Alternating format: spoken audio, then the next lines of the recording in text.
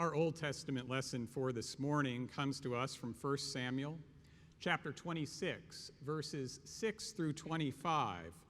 It's a longer passage, so if you'd like to follow along in your pew Bibles, I'd invite you to do so right now. It's in the Old Testament on page 236. We are continuing our sermon series this morning on the life of David. At this point in David's life, David has been anointed as king, but he is not yet king.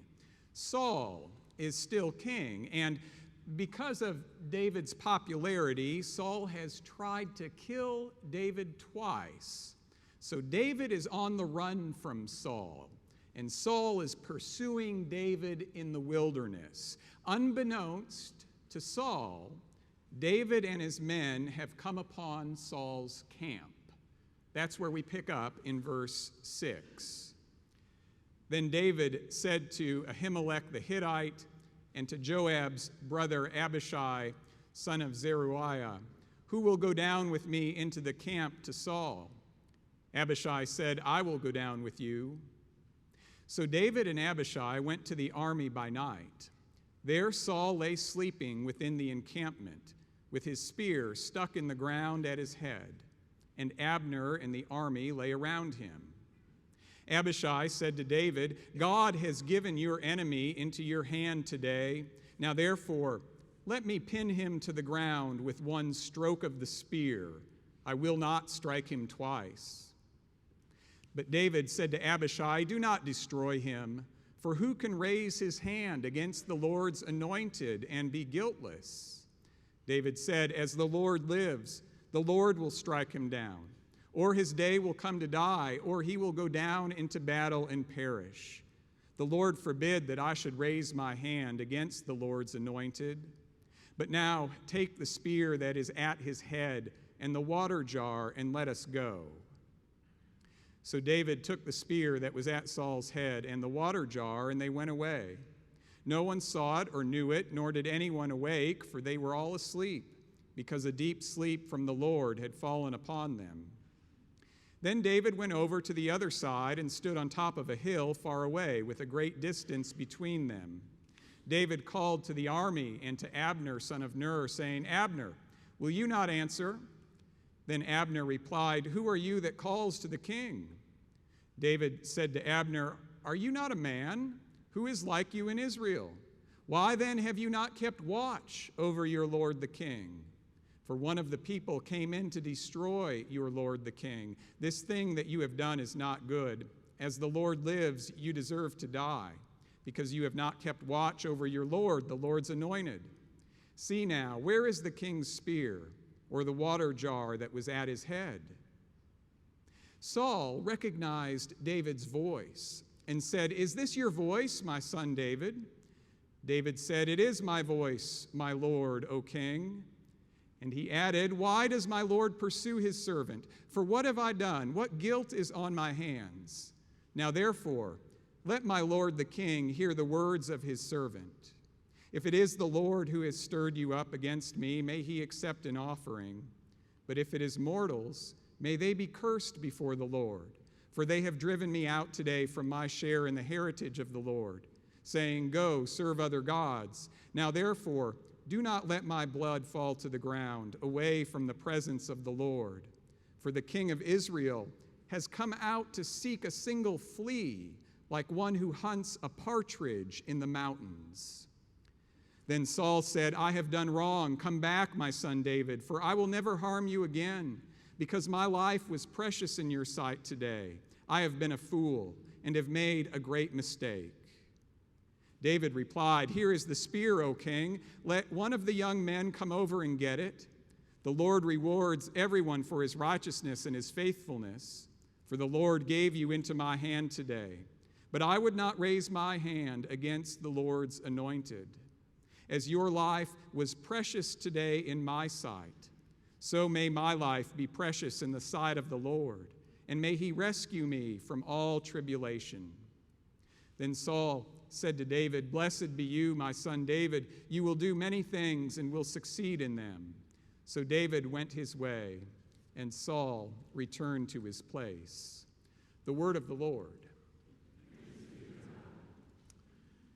At the beginning of this month, my family went on vacation, made a trip back to visit my family in Michigan, where I grew up in Lansing. It was a splendid vacation.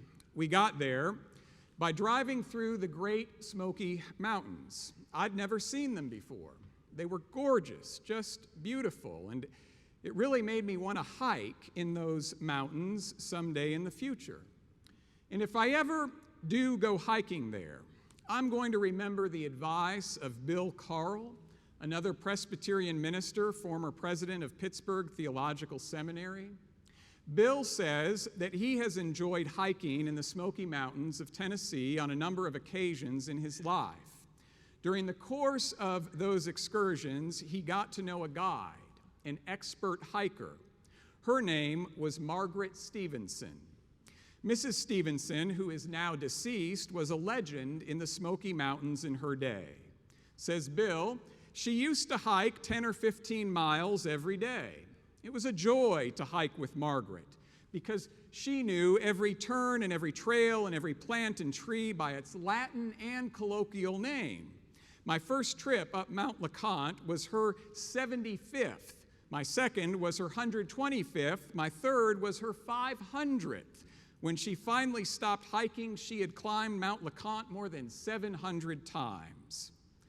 Once, he says, when we were hiking together, we came upon what Margaret described as the most unrelenting 2-mile ridge in the whole area. 2 miles up with no break, and this after a hard 6 miles in a hot day. I like to hike in spurts, Bill Carl says.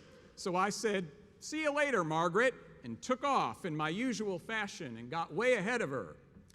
At some point, I found myself lying flat on my back in half delirium. A blurred vision of Margaret passed by me at her steady pace. I can still hear the click-clack of her cane, and with no pity whatsoever in her voice, "1 more mile to go, Bill. I'll meet you at the top." And so she did, arriving well ahead of me without stopping once. Now, what was Bill Carl's mistake on that hike? Well, you know what his mistake was. He just decided he could finish it fast and quick and do it all at once. No patience at all. Have you ever done that before? I don't mean climbing a mountain. I just mean with life in general. Have you ever decided you could do something fast and quick and all at once, and it came back and backfired on you? This is the dilemma that David faces in our text for today. David is on the run. Saul wants to kill him because Saul is jealous of David. David is fleeing for his life, and we come to chapter 26. In chapter 26, David has an opportunity to stop running. Saul and his men are camping, and it's night, and they're all asleep. David sees Saul sleeping. Saul has no idea that David is there. Remember, Saul has tried to kill David twice already. All David has to do at this moment is give the order, and Saul will be finished. One of David's men says to him, "God has given your enemy into your hand today. Now therefore, let me pin him to the ground with one stroke of the spear. I will not strike twice." I want you to pause right there. Imagine how tempting it must have been for David at that moment. I mean, if David kills Saul, David can stop running, return home, become king. Killing Saul is the easiest thing to do at that moment. It is the safest thing to do at that moment. Why not take matters into his own hands? Why not act fast, quick, all at once, and be done? Here's your chance, David. Just give the order, David. And David decides to wait, to act with restraint. If I were to ask you, growing up, what stories you remember about David. How many of you would say you remember the story of David and Goliath? Yeah, exactly. Mary Kathleen preached on it last week. Some of you may say you recall the story of David being anointed by the prophet Samuel, which Lee preached on 2 weeks ago. Others of you might recall the story of David making beautiful music for Saul when Saul was feeling very ill at ease. How many of you would remember this story from today? It is a lesser-known story, but let me commend it to you this morning because it holds up a very important gift in David's life. David's gift today is not his ability with a sling or his ability to make beautiful music, but instead, it is his ability to wait. To wait. How are you with waiting? How are you with waiting?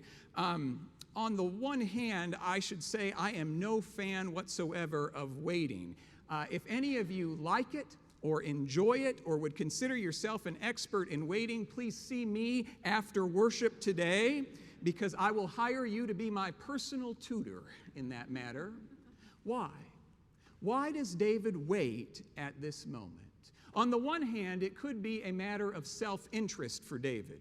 As the biblical scholar Robert Alter has pointed out, David will not lift a hand against the Lord's anointed because he, David, is also the Lord's anointed.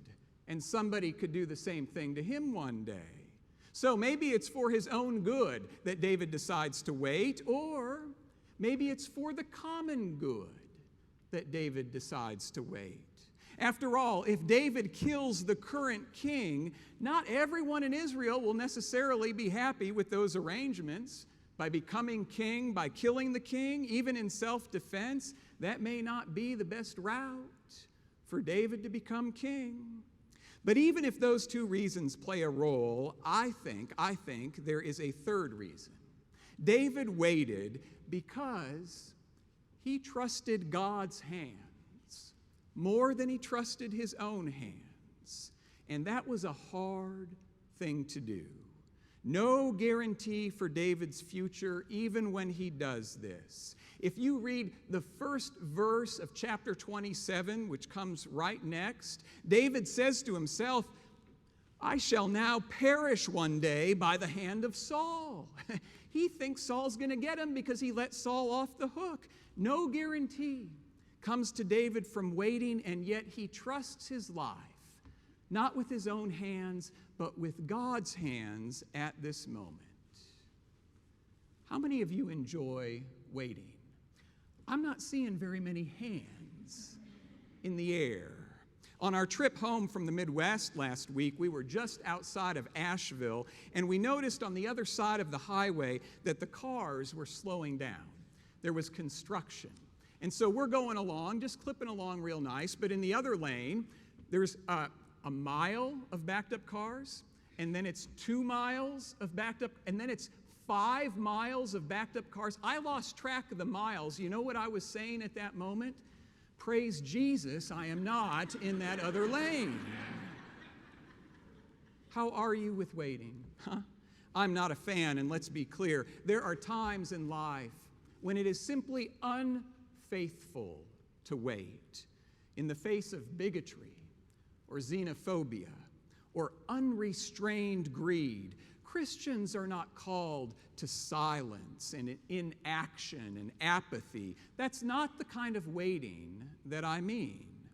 I'm speaking of waiting today, not as the easy way out, but as the hard way forward. Did you know that the word patience, to have patience, comes from a Latin word that means to suffer? A few years ago, when we lived in Dallas, I went to visit another pastor in the Presbyterian. A retired pastor. He had had a stroke.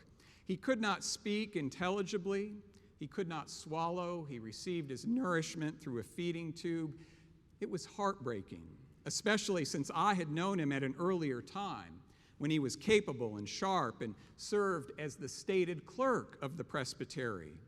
But what I saw that day in his room, it almost took my breath away. Not the symptoms of the stroke, I had seen that before. I mean, who else was there? His wife was in the room with him. She had health difficulties of her own, but she was there, talking to him, making sure he knew that she was there with him. And a member of his former church was there.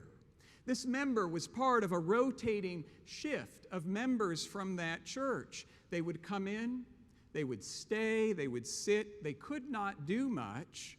All they could do is talk to their former pastor and take his hand and show him by their presence how much he meant to them. And no one knew what the next day would hold, and no one knew what kind of difference their presence would make. But the congregation kept that rotation going day after day. Faithful members of a church he used to serve, arriving and sitting and staying with him to show God's love, not as hustle, not as activity, but as presence and patience and more patience. Can you think of anyone in your life right now that you are having trouble being patient with? You don't have to raise your hand on that one. For example, there may be someone in this room right now who is waiting for a grown child to grow up. How will you wait? In what ways will you try to influence the course of events that that child's life takes? And in what ways will you remove your hands from the equation and simply walk with that grown child in their life? It's hard to know, right? It's hard to know how to wait. Or perhaps there is someone in this room right now who is anxious about a loved one's health.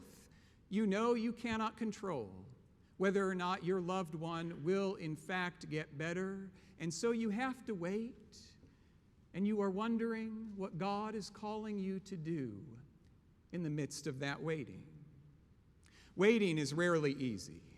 But the good news, friends, is that the Bible knows this. All through Scripture, not just in the story of David, but all through the Bible, stories are written about people who learned how to wait. Consider Abraham. Abraham was 75 years old when God first promised him that God would make of him a great nation. At age 75, Abraham and Sarah are finally going to have a family. Well, then he turns 76. Then Abraham turns 77. Anybody here know how old Abraham is when Isaac finally comes along? You can shout it out if you know. Dead silence. That's all right. 100 years old. That's 25 years of waiting after Abraham receives the promise from God. Or how about in Luke's gospel, that wonderful character Simeon? Luke says that Simeon had waited his entire life to see the Messiah. He goes to the temple one day in his old age, and Jesus is there.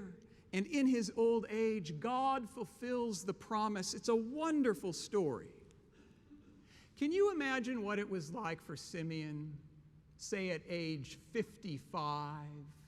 Maybe he's got 30 years of waiting under his belt already, and he's wondering, when is God going to fulfill this promise? And maybe he's doubting, is God ever going to fulfill this promise?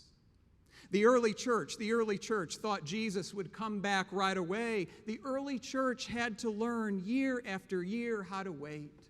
The exiles in Babylon wondered whether they would ever see the promised land again. And Isaiah wrote to those exiles and said, those who hustle toward the Lord, no, those who wait for the Lord shall renew their strength. Have you ever thought about how much of Christian life is learning how to wait? Maybe you can recall a time when you decided you could not wait anymore. You took matters into your own hands because you wanted to do something fast and quick and all at once. Sometimes that works, right? Sometimes that works.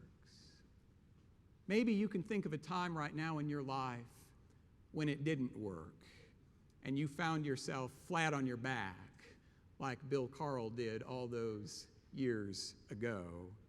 The question is not whether we will wait. The question is how we will do it.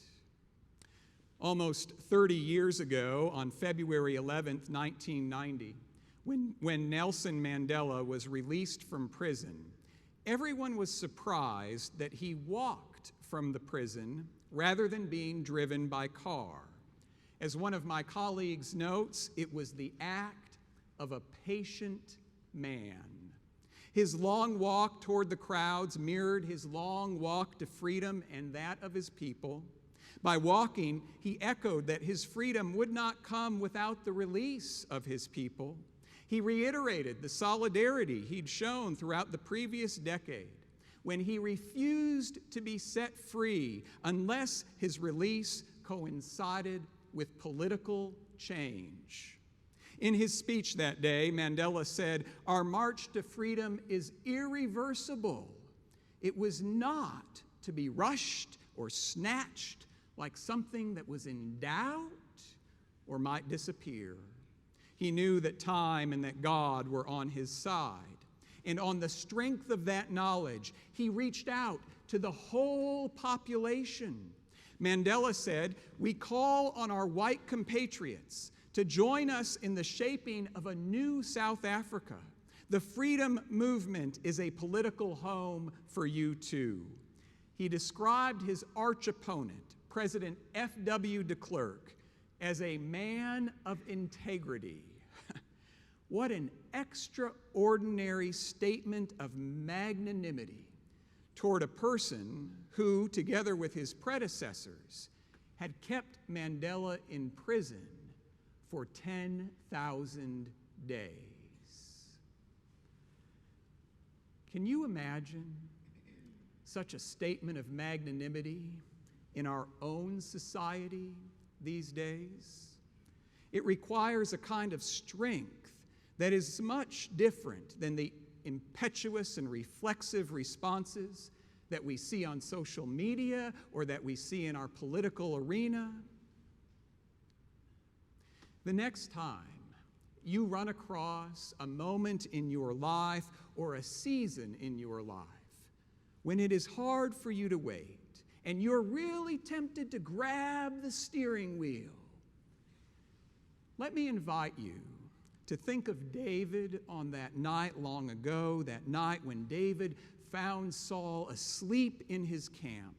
David had a chance to act fast and quick and all at once, and everything would be in his hands. Instead, he left Saul and he left his own future in the hands of God. And God was with David.